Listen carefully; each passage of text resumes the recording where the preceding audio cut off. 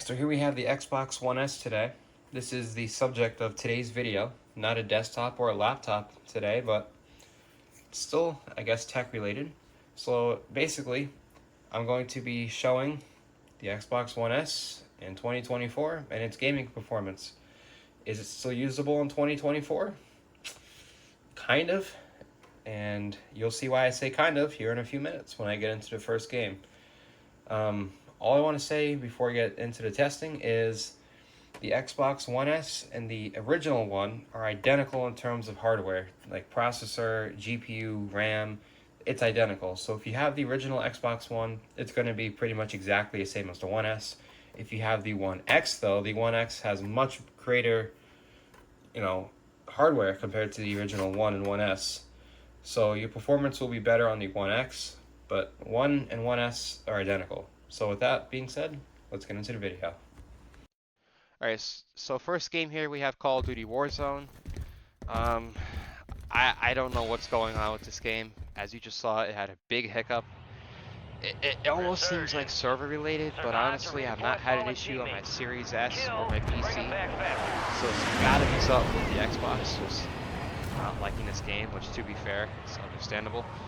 Warzone nowadays is not easy to run. Now when this game first came out, it was a lot easier. Let's just say that. Like nowadays, oh yep, here we go again. Like this lag like that, it just kills it. I mean, That was there's close. much to kill anyway, because the graphics are. Yeah, I mean you can't play like that. Look at that, it's just stuttering like hell. I don't have any downloads going, right? Nope. No downloads. It's just stuttering really bad. All right. And that's a wrap. All right. That was a quick game. I'm not even gonna bother going into another game because this is the third time I've tried recording it to try not and get stuttering, but apparently third time's not the charm because it's still stuttering. As you saw, it's not very playable. The graphics look like shit. The performance is pretty shit, honestly, too. But then again, the Xbox One and One S, they're both dated consoles. I mean, if you really want to play Warzone, sure. Could you play it? Possibly. If you can find a game that doesn't stutter like you just saw, sure, you could play it. I've done it before. Will it be enjoyable? Probably not. The game froze again. Oh, no, it didn't. Just my character model isn't loading in. Just normal Xbox stuff. Xbox One stuff. But if you really want to play Warzone, I'd recommend going for at least an Xbox Series S. At least. If you have a little bit of extra money to spare, go for the Series X, or better yet, a computer. But if you want to play Warzone on a One, it's really its days are numbered. Just in general, the Xbox One, the days are just numbered in general. I'm gonna try the firing range real quick, see if that stutters. No, but the guns don't load in. Alright. That's another thing with these last-gen consoles. This isn't only just Xbox One, this is PlayStation 4 as well. It's the same generation. I know someone who has a PS4 and they said it's the same story. Just guns like taking forever to load in, graphics is terrible, performance is mediocre. Last-gen consoles are really, like, they're getting pushed really hard here. So, if you have a last-gen console, I'd recommend saving for a new console. Especially if you want to play games like this. It's just not very playable at this stage. So, without further ado, let's move on to the next game, because I think we've seen enough Warzone here. Shall we?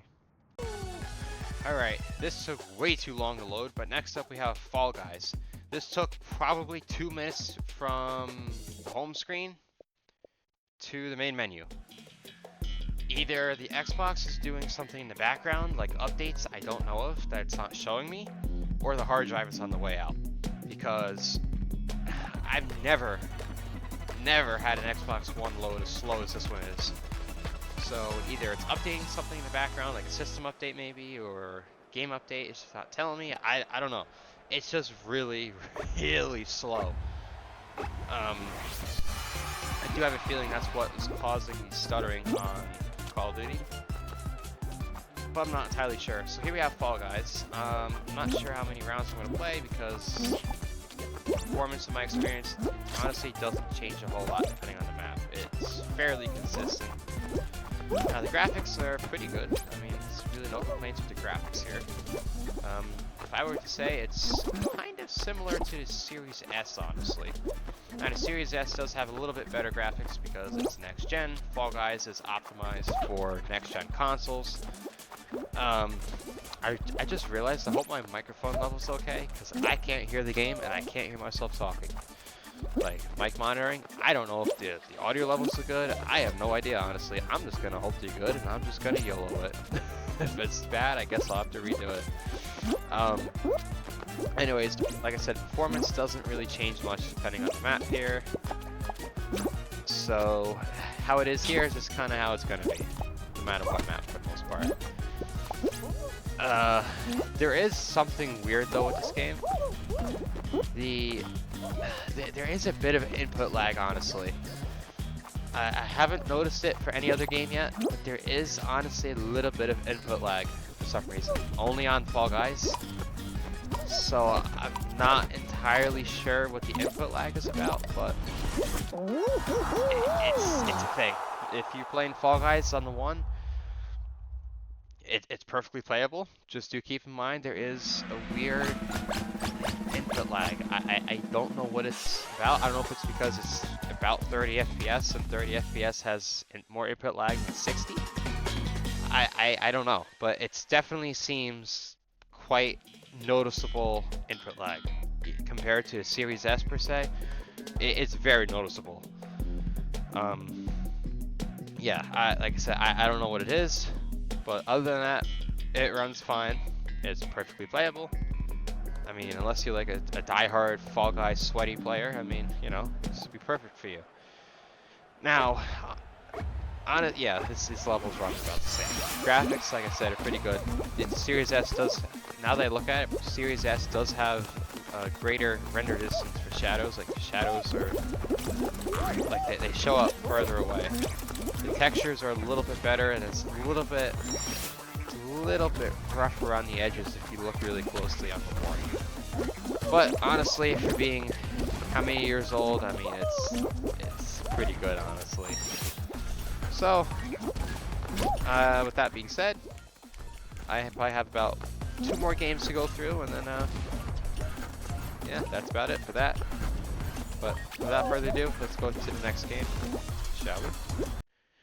Alright, so next game we have City Skylines Xbox One Edition. Now, there is a remastered version for the next-gen consoles, but honestly, I've played both. There's really not much of a difference in terms of graphics, so whatever. This is the one version because, well, I'm playing on a 1, so that's really all I can do. So, as you just saw, Warzone was, well, kind of an unplayable mess, honestly. The stuttering is what really killed it. If it wasn't for the stuttering, it might just be playable. If you're not too sweaty of a player, it might just be playable. But as you saw, it was not playable for me. Your mileage may vary. I may have a dying hard drive for all I know. I have no idea. My specific 1S is 8 years old, so it is entirely possible the hard drive is on the way out. So your mileage may vary. Now, there we go.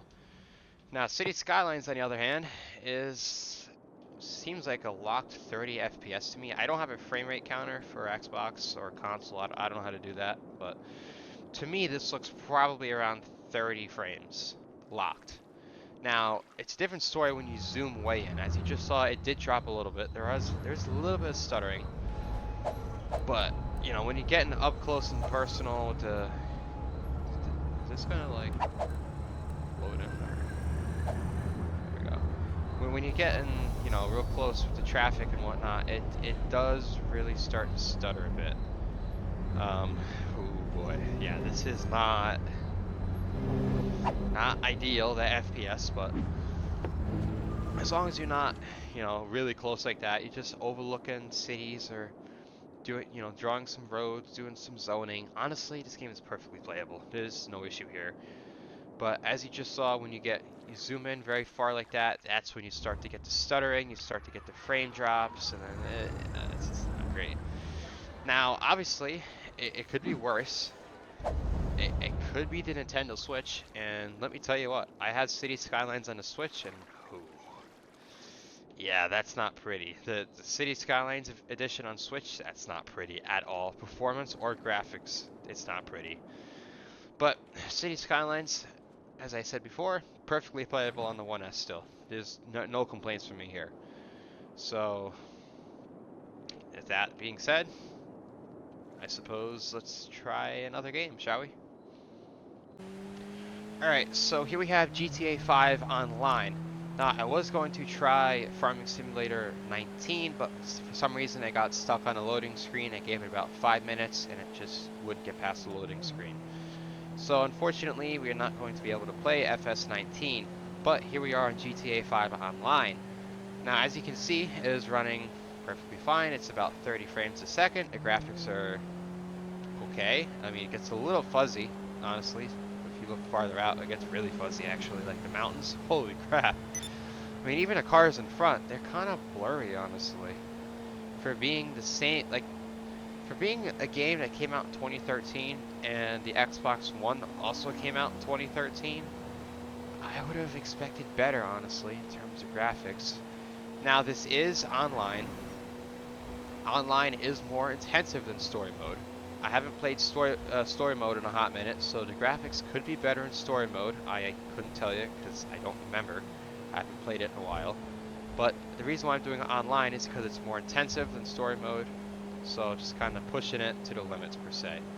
Now, as you can see, getting into the city, it is definitely dropping from 30 frames a second. Definitely into the mid-20s, mid to low 20s. Now, as we pull up to the city, like I just said, it is dropping a bit. I don't have an FPS counter, as I mentioned earlier, but just looking at it is definitely noticeable. In the 20s, I'd say. Actually, as low as the teens, actually, I'd say. This is pretty bad over here. Story mode definitely runs better. I can tell you that. It definitely runs better than this. But, as you can see, you can play GTA 5 online, albeit pretty low FPS, but you can play it. Yeah, the Xbox One series is really not holding up well. It's just not aging well, honestly. Now, granted, the Xbox One originally came out in 2013. The One S, I believe, was 2016, I think. So they are definitely older consoles, but still,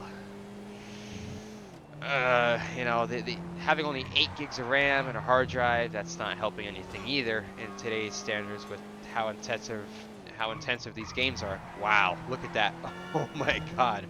I don't know how well the capture card is getting that, like how well you can see it, but playing on a big ass 40-inch TV, this looks horrible. Like the frame rate, it's so like, it's very inconsistent. There you go.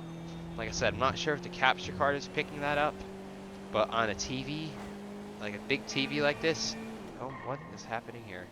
Floating cars, alright. Yeah, like on a big TV, it's definitely noticeably more jittery, I think. Like, I don't think the capture card is really, actually no, it's showing it pretty well. It's definitely on it's definitely not going to be able to run this probably 30 FPS, honestly.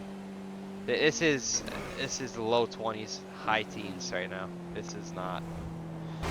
Yeah. All right. Well, I think I've seen enough slideshows, so I think I've played enough slideshows for one night. It's currently 12:19 in the morning, and I'm doing an Xbox One review, kind of. I don't have a life. Anyways, I've seen enough. I'm going to, I guess, call it here for the games, and then kind of do my final verdict, I suppose. So with that being said, let's move on with that, shall we? Is the Xbox One S still usable in 2024? Honestly, yes. It is still usable. Barely. If you want to play games on it, it is barely usable in this day and age. Unless you're playing less intensive games, But if you're playing intensive games like GTA 5 online, this is pretty intensive as you just saw in the last clip, or Call of Duty Warzone as you also saw in the first clip.